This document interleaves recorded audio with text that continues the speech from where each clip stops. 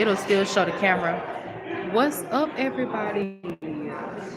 Let's get into it. We're about to hop into Unit 2, Lesson 8, and stick around to the end. And I'm gonna have some girl talk with y'all. And it may or may not be girl talk, because if it's some boys watching, then you can stick around too. It's gonna be good enough for everybody. But so Unit 2, Lesson 8 talks about living with what you didn't ask for. The devotional reading comes from Revelation, but we're gonna be focusing on Luke and John today. Last week we focused on Luke. I think it was chapter 19, verses 1 through 10. Yeah. But this week we're gonna be focused on Luke chapter 2, verses 15 through 19, and John chapter 2, 1 through 5, and 19, 25 to 27. I'm going to try to put all of that stuff in the description when the video is over with, but as for right now, everything that I'm going to be reading to you is printed passages, so you'll be able to hear it. The key verse comes from Luke chapter 2, verse 19. It says, "But Mary kept all these things and pondered them in her heart." It aims to help you experience a new way of expressing faithful witness to Jesus. We're going to examine Mary's role as his mother as an expression of faithful witness.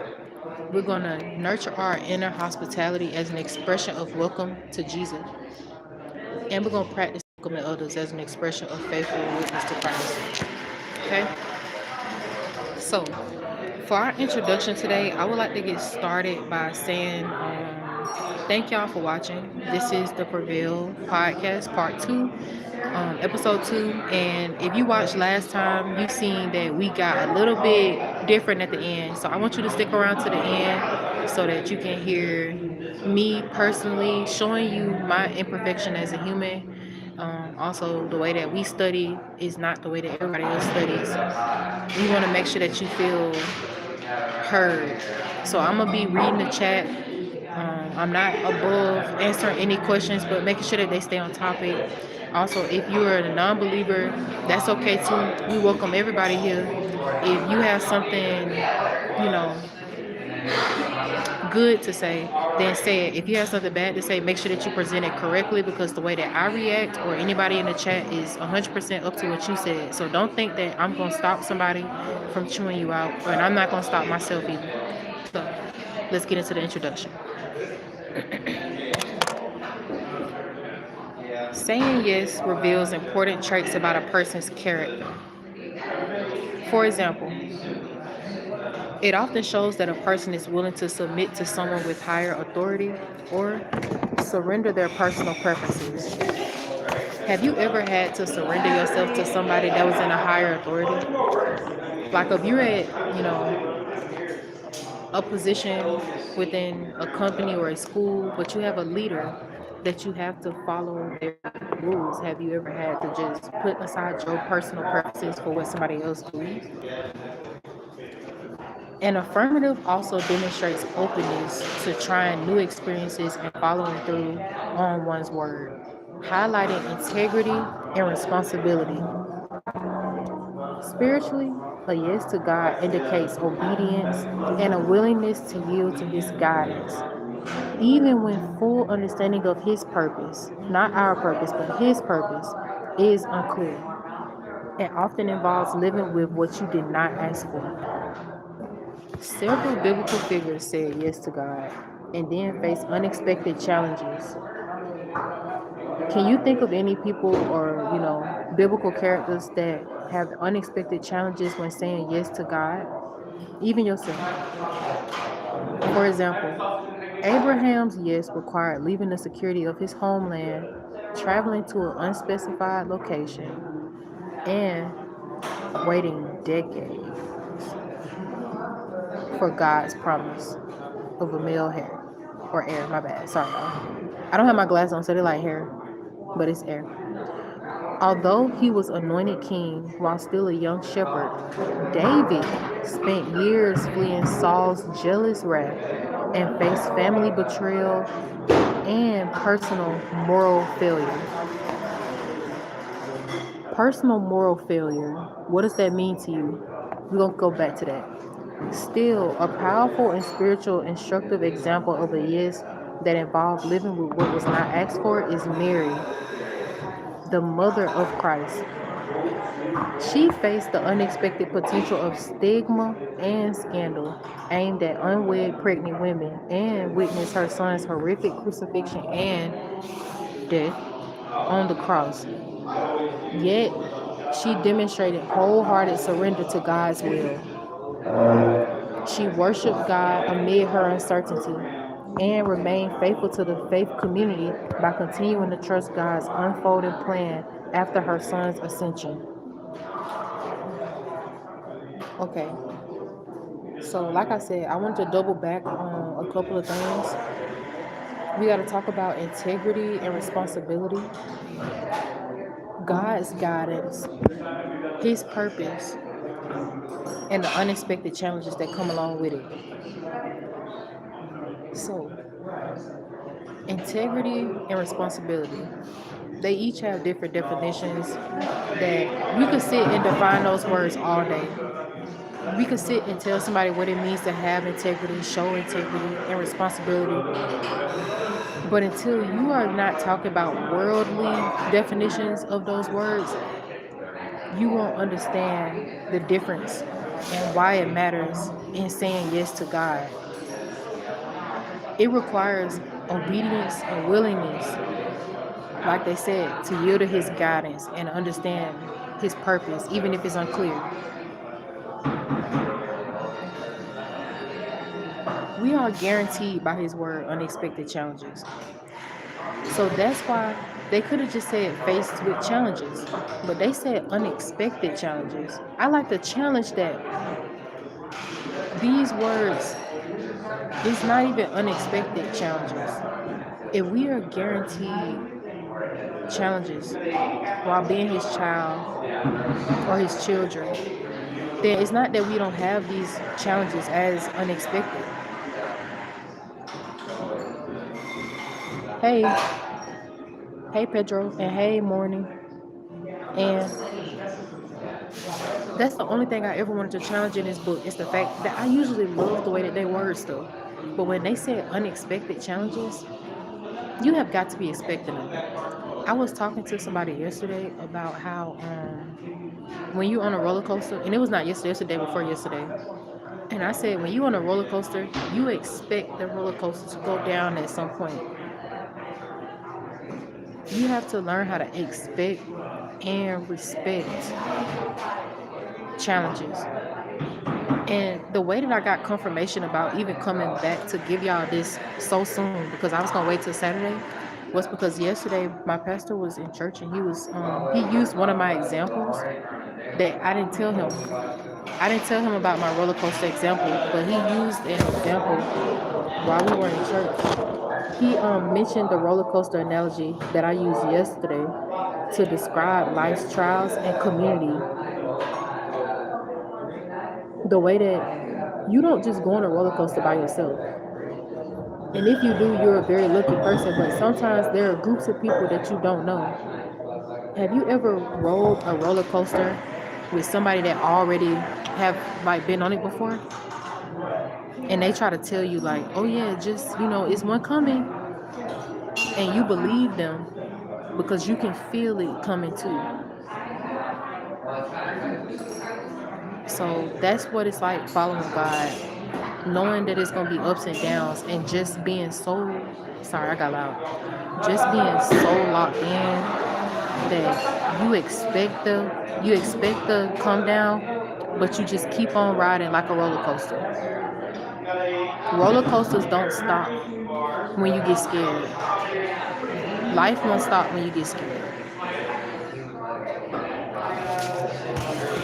But that's all.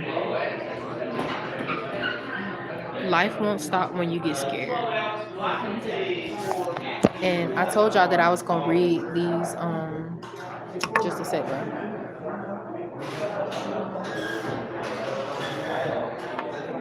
So now we are hopping into the first part of this as a faithful witness embraces the unexpected.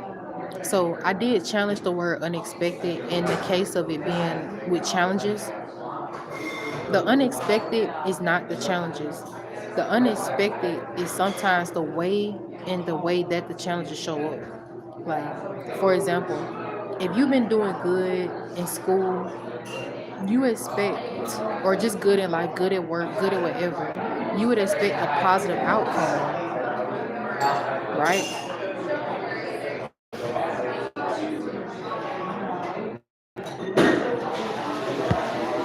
It's a question up on the thing. I don't know. Um, you would expect a positive outcome. If you've been digging a hole, you would expect to put whatever you want to put in the hole. If you've been pouring water into a cup, you would expect that cup to at some point eventually my bad, be full.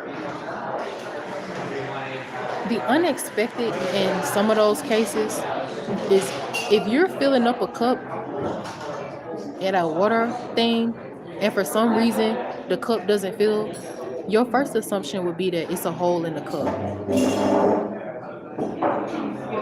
I know that's what my first assumption would be. My first assumption is going to be like, okay, it's a hole in this cup because I'm seeing the water drop into it. Right. But for some reason, it doesn't feel. I hope that I make sense with that. There's no explanation. Like, that's what my unexpected is. My unexpected is not challenges. It's when you are walking towards something, but for some reason, it just keeps moving further back.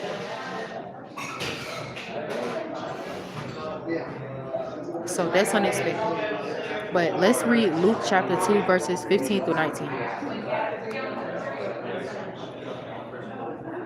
right. And it came to pass as the angels were gone away from there into heaven. My bad. From them into heaven. Y'all gotta understand, I'm reading this without my glasses, so I thought they said therm. And I'm like, where is therm? But let's start over. Verse 15. And it came to pass, as the angels were gone away from them into heaven, the shepherds said to one another, let us now go into Bethlehem and see this thing which is come to pass, which the Lord have made known unto us. And they came with haste and found Mary and Joseph and the babe laying in a manger.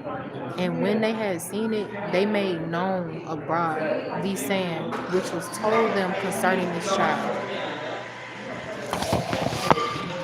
And all they that heard it wondered at those things which were told them by the shepherds. But Mary kept all these things and pondered them in her heart.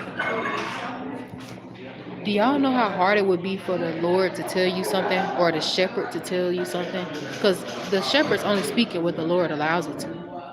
But would you imagine being married and the Lord tell you something about something, and you got to keep all of that in your heart? Because they didn't say Mary ran around telling everybody all of these things. They said one word: Mary kept all these things and pondered them in her heart. So the first people to learn, my bad, I sound loud. The first people to learn about Jesus' birth were shepherds who followed the angels' instructions on how to find him. And they found Mary, Joseph, and Jesus just as they were told. After seeing the Christ birth, and after seeing Christ as a child, they became the first human messengers of the angel's message about his birth, quickly sharing all they had heard and seen. So they were sharing everything that they heard and seen. That's what you can expect from people. You can expect that everybody else is going to tell everything that they heard and seen, because that's what they were for. Just because everybody else tells their way of the story doesn't mean that you have to clear it up. Those who heard the shepherd's message, because that's who was telling everything that they heard and seen, and it's not a bad thing. Those people that heard the message from the shepherds were amazed or astonished. But this might have been a brief moment of awe due to the shepherd's statue of, as ordinary, humble people. Okay, so therefore, we should note that this message is not heard again from anyone else anywhere in the New Testament. The people's reaction differed from Mary's. While the shepherds spoke out and those who heard their message was outwardly amazed, Mary reflected. She reflected. She didn't just keep everything, she reflected. She pondered in them. All these things inwardly is the key word. She didn't ponder these things outwardly. She wasn't waiting for a response, and she didn't care if people how they reacted, amazed or astonished. So the phrase treasured up all these things indicates that Mary carefully kept the events surrounding her son's birth in her heart, considering them precious and worth holding on to. So additionally, Mary pondered them in her heart, which means she thought about it, she connected to it and meditated on it. Everything that she had seen and heard. See how those words return back? Everything that she seen and heard firsthand, even with uncertainty. So when Luke's emphasis on Mary's treasuring and pondering shows that she fully embraced her role as a faithful witness, even in the face of uncertainty. Therefore, Mary's actions of contemplation and reflection inspire believers to adopt these spiritual disciplines. The spiritual disciplines that we're going to be talking about today is contemplation and reflection. A lot of people don't reflect, and I told them that. I keep telling people that. I'm like, you don't reflect, and you also don't contemplate on other things besides other people. And it's not like I want to be a I told you so type of person, but yesterday I literally just had to tell somebody, if you spent more time focusing on what you do than what everybody else do, would you would find that you are not the person that you think you are. And it's hard to tell somebody that they're not who they think they are, because everybody thinks that they are either her or him at this point.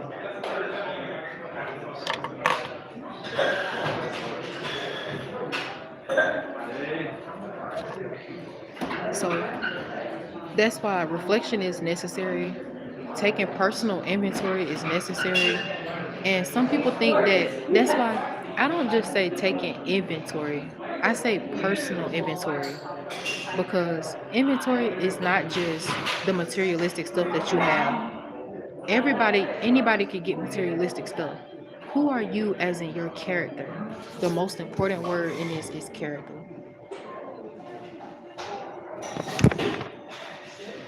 So that's why personal moral failure are three separate words that could be used separately. I like it. And I said that word 2 times. But personal, moral, and failure. And then they put it all together and slap it down on this paper. Because you could take the word moral out, and some people, you just fail personally. It's not even about what you do as a person, it's about morally failing as a person. You feel me? Because you can just simply, they could have just said, he faced betrayal and failure. But no, personal, moral failure. Because what you do as a person doesn't matter to anybody else. Not even to you. Because you can do one thing one day and then do another thing the next day. Like, for instance, you can go ROB a bank one day, but then donate all that money to charity the next day. What is the moral inclination on that? How do you like judge that?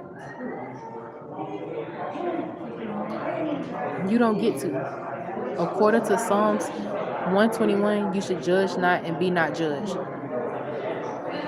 That's why we got to leave it to Jesus to judge people. And that's why personal inventory is good. Self-reflection is good. Contemplation is amazing. You see how well I'm contemplating this? Giving myself scenarios, or giving y'all scenarios too, that allow for you to think, how do I judge this? Am I even in the position to judge this? That's what a lot of people don't ask themselves. The question that I have for you is, how can Mary's contemplation and reflection internally serve as a model for our yes to God's purpose and will for our lives? I kind of just told you how. The key word is internal. How can Mary's internal contemplation and reflection serve as a model for our yes to God's purpose and will for our lives? In order to know how this could serve as a model, you have to first understand the situation that was going on. She's the mother of the Messiah at this point. And whether you believe in Jesus Christ or believe in God or not, it still stands that she's a mother. Imagine having some type of, inclination that your child, somebody tells you that your child is something great, or you feel that your child is great, as all mothers really should. But you can't tell, you don't want to tell anybody because you just want to keep it inside.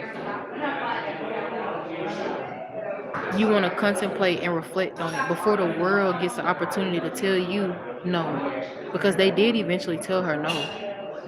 As with any mother that has high hopes, or any person that has high hopes, the world is going to tell you no. That's why it's good to contemplate and reflect on yourself, to be sure that you even believe in yourself. Because the world is set up to only believe in things that they can see as for possible. And that's word. That's word. If the world don't think that it's possible, then they don't think that you can do it because they don't think they can.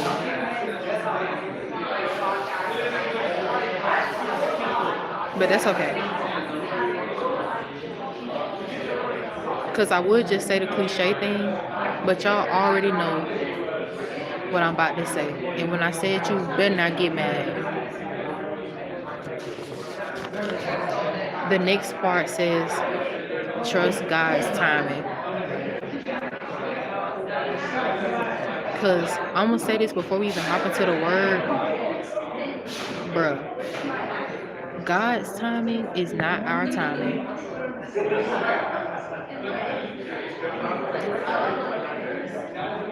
Even if you believe in the universe doesn't even give you everything you want, right? When you ask for it. It gives it to you when you're good and ready. You will not squander your blessings or your affirmations. Why would the universe or God or whatever you believe in, because I trust and believe that every person has a belief system at this point. Why would you get something that you're not ready for that will ultimately lead to your failure? Nothing is going to be blessed to you that you're not ready for. It's a waste.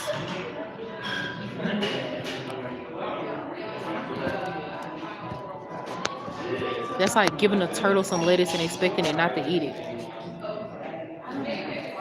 Anyway.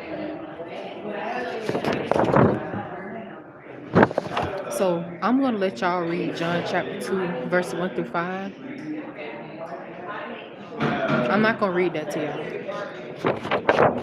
That is what I want y'all to read on your own. If you ever get to this point in the podcast, go and read John chapter 2, verses 1 through 5.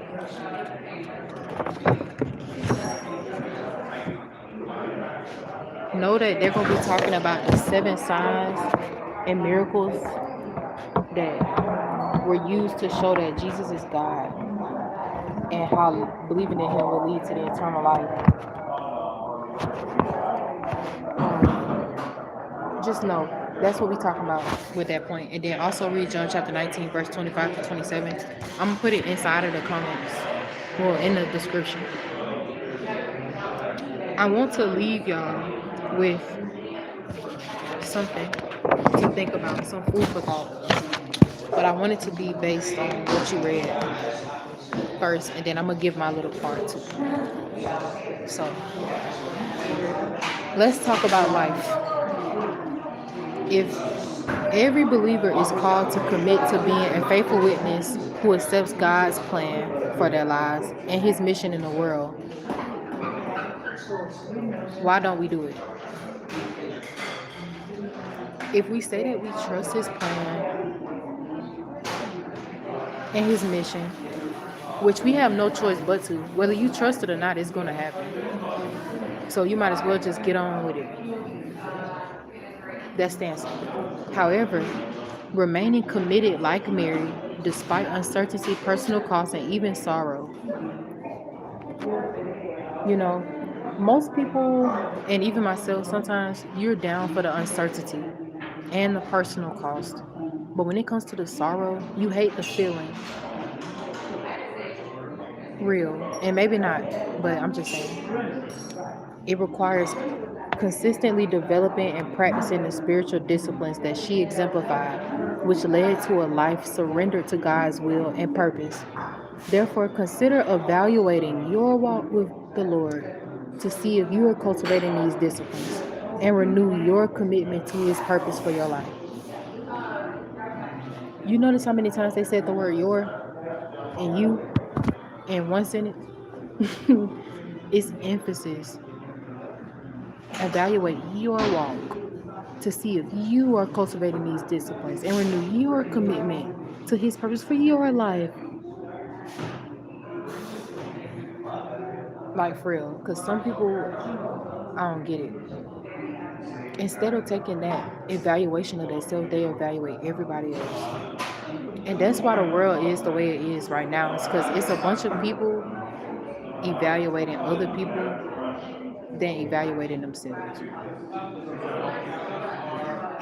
But it says, judge not, and let him without sin cast the first stone. I don't get it.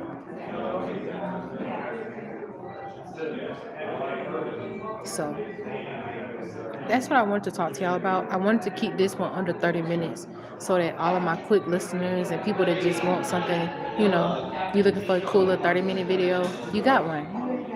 I don't want y'all to think that I'm trying to push this off onto y'all or just make this more than what it is. I'm just doing my episode with you, also doing my own personal Sunday school study for my own, engagement at church and answering the questions that I didn't, answer here with y'all, but I was just highlighting some stuff so that when I get there, I'm able. And I'm gonna go back and look at the parts that I didn't read with you, as in the book of John.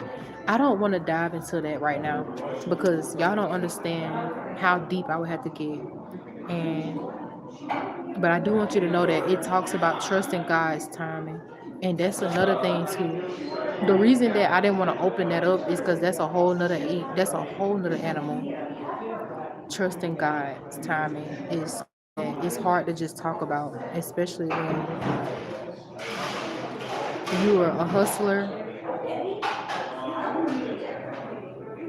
Because I would be a hypocrite to tell you that I always trust God's time. So that's why I have to evaluate that part of my walk before I talk to you about it.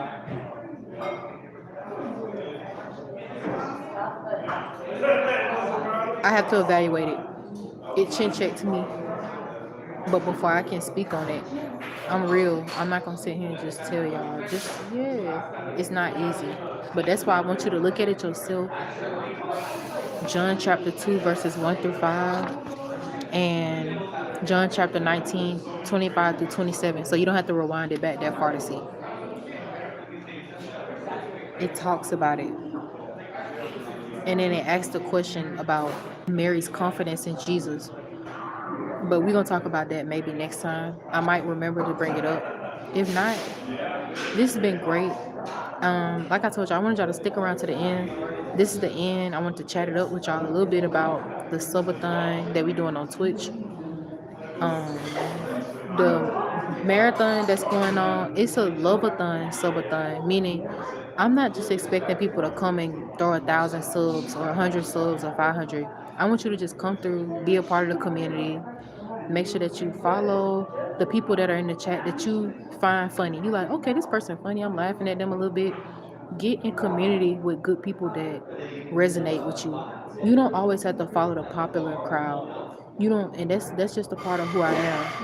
The community that I have on all social media platforms, you'll find people that aren't as popular, but they have better vibes than the people that they're putting these people in your face, and they are not good for your soul.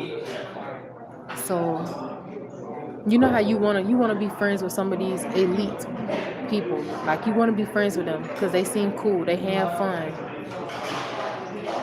But then when you sit and watch them for a long period of time, you're like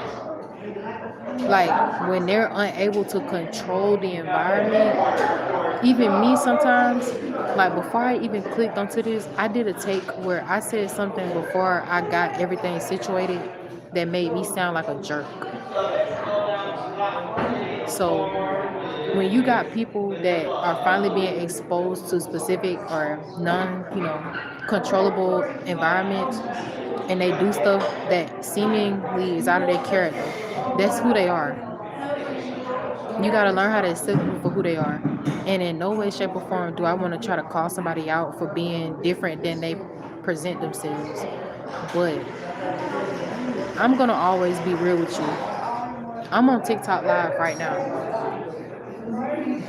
So they got to see me leaning in, even though I have a microphone on.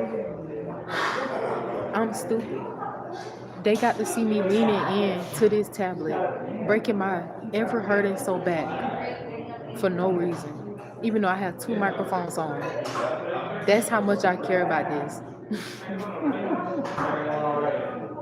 I have on two microphones and I just breaking my back to lean as if the thing is on.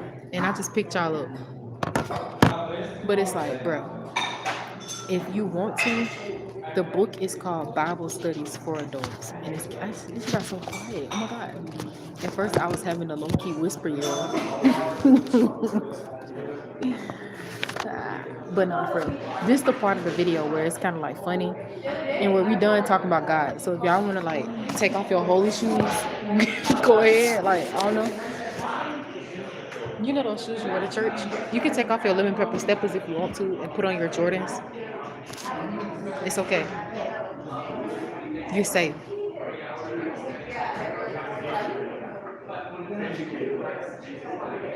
Okay, anyways, that was funny. And by Jordans, I don't mean that Jordans are like unholy shoes, but what I'm saying is you can go from business professional to casual if you want to. You can go put on your Balenciagas. It's okay. Your phone pauses.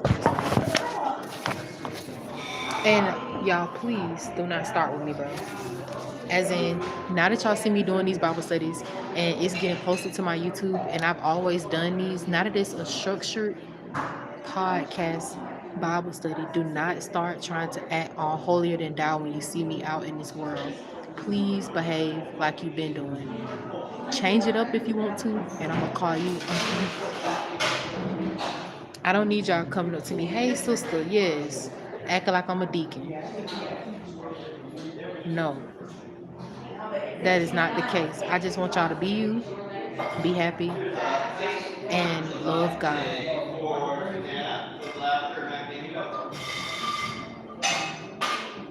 Now, what else I said?